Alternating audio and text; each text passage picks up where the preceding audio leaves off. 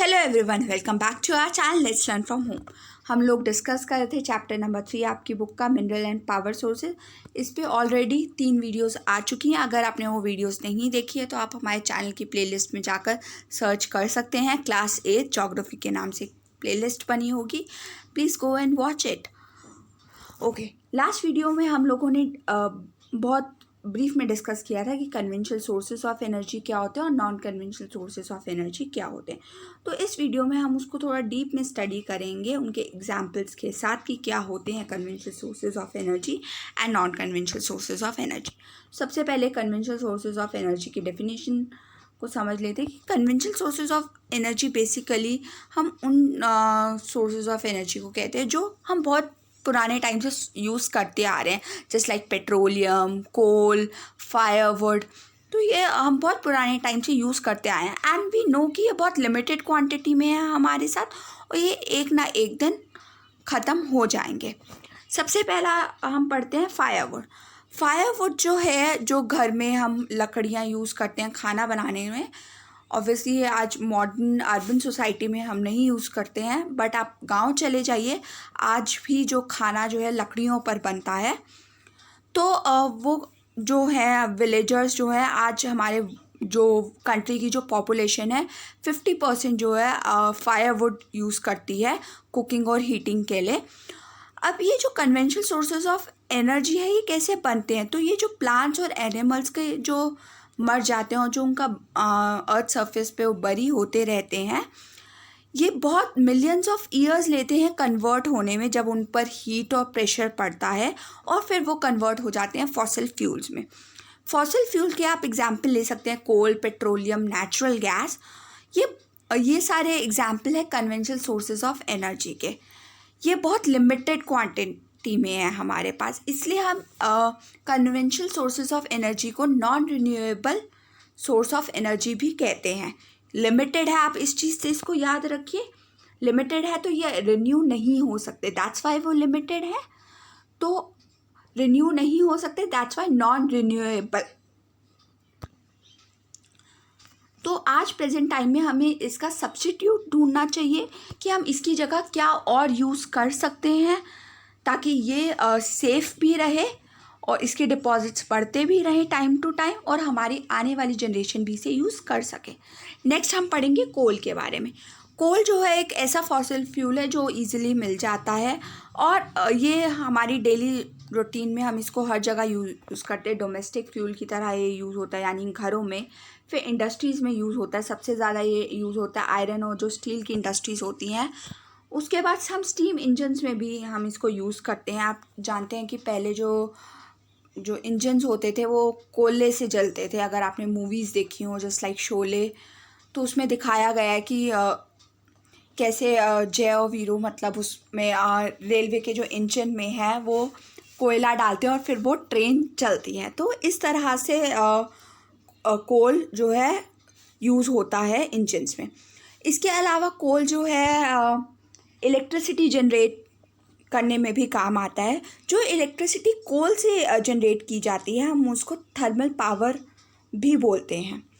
तो कोल जो है वो बहुत मिलियन ऑफ टाइम लेता है, जैसा कि अभी मैंने डिस्कस किया आप लोगों के साथ कि जो प्लांट्स और एनिमल्स के जो रिमेन्स है वो बरी होते रहते हैं नीचे।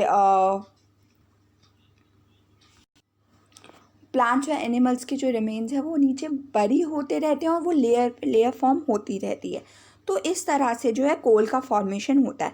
तो कोल को हम बरेड सनशाइन भी बोलते हैं। बरेड सनशाइन ऐसे नाम इसलिए दिया गया है क्योंकि फॉसिल फ्यूल जो है नीचे remains of plants and animals के बरी होते रहते हैं एंड जब आप देखेंगे कोल को कि उससे इलेक्ट्रिसिटी प्रोड्यूस हो रही है तो वो सनशाइन प्रोड्यूस कर रहा है ना, एक लाइट आ रही है, तो इसलिए इसको नाम दिया गया है बरेड सनशाइन।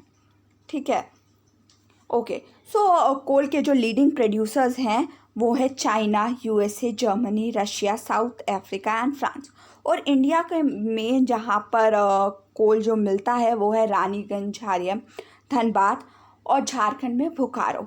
झारखंड एक ऐसी जगह है जहाँ पर आपको मोस्टली जो है जो है मिनरल्स आपको ईज़िली मिल जाएंगे। तो अगर आपको एग्ज़ाम में कुछ और नहीं सूझ रहा हो कि ये वाला मिनरल कहाँ पर मिलता है, तो आप ईज़िली झारखंड उसे मार्क कर सकते हैं।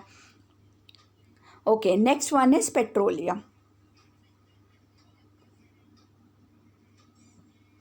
ओके, सो जो पेट्रोलियम की जो है लेयर्स हैं वो it is found between the layers of rocks के अंदर जो लेयर्स होती हैं वहाँ पर हमें पेट्रोलियम मिलता है, और ये ड्रिल करके निकाला जाता है बेसिकली जो कोस्टल एरियाज़ हैं या जो ऑफशोर लोकेशंस हैं वहाँ से। दिस इज़ उसके बाद वो रिफाइनरीज़ में चला जाता है जिससे कि क्रूड ऑयल निकलता है, एंड फिर हम उससे जो है बहुत सारे वैरायटी ऑफ प्रोडक्ट्स बनाते हैं। आप लोग जानते होंगे या नहीं पता, तो अब मैं आपको बता देती हूँ कि पेट्रोलियम से बहुत सारे जो हैं प्रोडक्ट्स बनते हैं, जैसे कि पेट्रोल, कैरोसिन, वैक्स, प्लास्टिक और उसके भी लुब्रिकेंट्स। तो जो पेट्रोलियम है और जो ये इससे जो इसके प्रोडक्ट्स बनते हैं, हम इसको बोलते हैं ब्लैक गोल्ड, और ये बहुत ज़्यादा वैल्यूएबल होता है। पेट्रोलियम को ब्लैक गोल्ड इसलिए बोला जाता है क्योंकि ये थोड़ा ना शाइनी उसमें होता है और थोड़ा सा दिखने में ना ब्लैकिश कलर में आएगा, तो इसलिए हमने इसको नाम दिया है ब्लैक गोल्ड। हमने नहीं दिया है, ये आप लोगों की बुक और ये फैक्ट है, पेट्रोलियम को हम ब्लैक गोल्ड बोलते हैं। ओके, तो एग्ज़ाम में जनरली ये क्वेश्चन आ जाता है 1 मार्क्स या मल्टीपल चॉइस में कि पेट्रोलियम का दूसरा नाम क्या है, या कोल का है जो दूसरा नाम क्या है। तो कोल का दूसरा नाम है बर्ड सनशाइन, और पेट्रोलियम का दूसरा नाम है ब्लैक गोल्ड। ओके, पेट्रोलियम के जो चीफ प्रोड्यूसिंग कंट्रीज़ हैं वो है ईरान, इराक, सऊदी अरेबिया और कतर। ओके, इसके अलावा ईरान, इराक, सऊदी अरेबिया और कतर के अलावा जो है रशिया और यूएसए जो है one of the major producers हैं पेट्रोलियम के।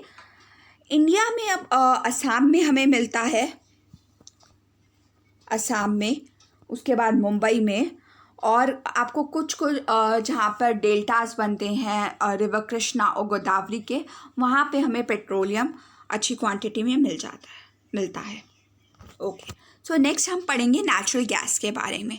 तो नेचुरल गैस जो है वो is found with the petroleum deposits. हमें जो है पेट्रोलियम के डिपॉजिट्स के साथ ही मिलती है नेचुरल गैस, और इसके जो ये बहुत जगह जो है एज अ डोमेस्टिक फ्यूल और as a industrial fuel use की जाती है, यानी इंडस्ट्रीज़ और घरों में जो है नेचुरल गैस यूज़ की जाती है।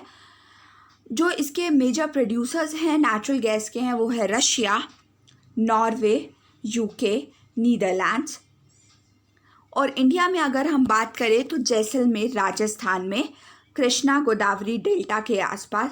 मैंने अभी आपको बताया कि ये जहाँ नेचुरल गैस कहाँ से हमें मिलती है, जहाँ पे पेट्रोलियम है। तो अभी हमने जैसा कि पढ़ा कि जहाँ पे डेल्टास हैं कृष्णा और गोदावरी रिवर के, वहाँ पर हमें पेट्रोलियम मिलता है। तो आप लोग इसे ऐसे याद रख सकते हैं कि वहीं पर हमें नेचुरल गैस भी मिलती है। ठीक है, ऑफशोर इन मुंबई, अब वहीं पे हमें पेट्रोलियम भी मिलता है। इसके अलावा नेचुरल गैस त्रिपुरा में भी हमें मिलती है। ओके, तो जैसा कि हम लोग देख रहे हैं कि बहुत तेज़ी से जो है फॉसिल फ्यूल का ना जो कंजम्पशन है बहुत तेज़ी से बढ़ रही है, और यही अलार्मिंग रेट है कि हम लोग हमारी जो फॉसिल फ्यूल्स है यानी कन्वेंशनल सोर्सेज ऑफ एनर्जी बहुत तेज़ी से यूज़ कर रहे हैं। ये सिर्फ यही बात नहीं है कि ये जो फॉसिल फ्यूल्स है यानी आपके जो कन्वेंशनल सोर्सेज ऑफ एनर्जी है ये ख़त्म हो रहे हैं, बट ये पॉल्यूशन भी कहीं ना कहीं क्रिएट करते हैं। आप लोग सुन रहे होंगे कि पॉल्यूशन की क्वांटिटी हमारे एनवायरनमेंट में कितनी बढ़ चुकी है। उसके अलावा ओजोन लेयर का जो होल है, ग्लोबल वार्मिंग, ये सारे कंसर्न है आज प्रेजेंट टाइम के, जो एनवायरमेंटल इशू को इतना आज इम्पोर्टेंस दी जाती है। हमारा एनवायरनमेंट इसकी वजह से ख़राब हो रहा है, तो इसलिए हमें ज़रूरत है कि हम non conventional sources of energy के बारे में सोचें।